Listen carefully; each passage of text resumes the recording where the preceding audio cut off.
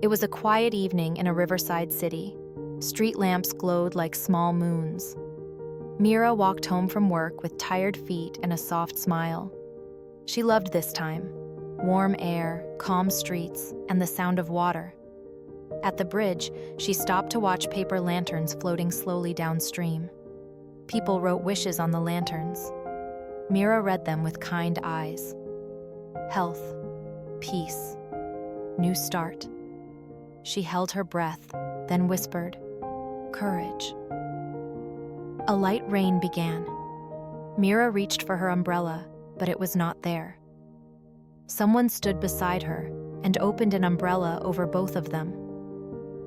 Looks like we share the same sky, he said gently. His name was Rayan. They watched the lanterns together, and the rain sounded like a soft song. They met again at the same bridge a week later. No message, no plan, just a quiet hope. Rayan brought hot tea in paper cups. Mira laughed when the wind moved the steam like little ghosts.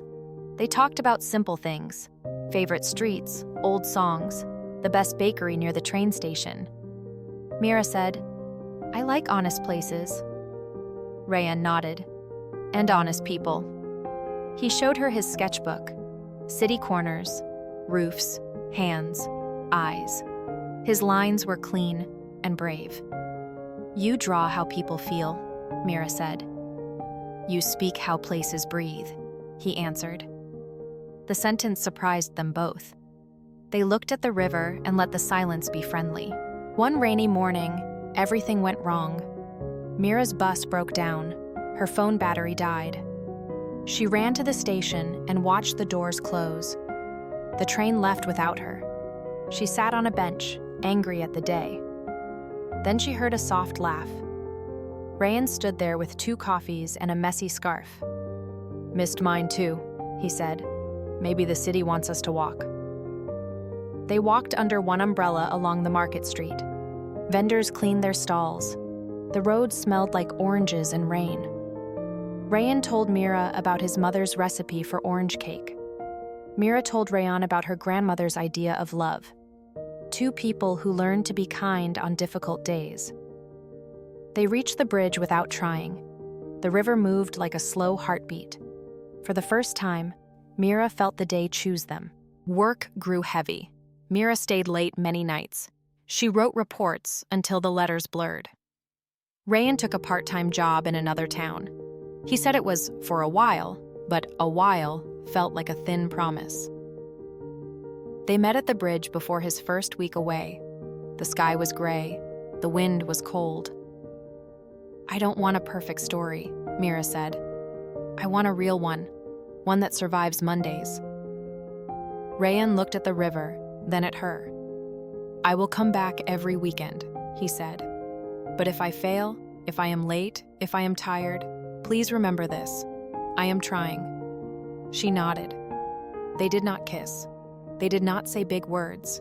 They held the umbrella together and let the rain say what they could not. Weeks passed. Sometimes Rayan came. Sometimes he did not. Life was not a movie. Trains were not kind. One evening, the Lantern Festival returned. Mira wrote one word again, courage. She set her lantern on the water and watched it drift. The river was full of small suns. A voice behind her said, I kept the weekends you gave me. She turned.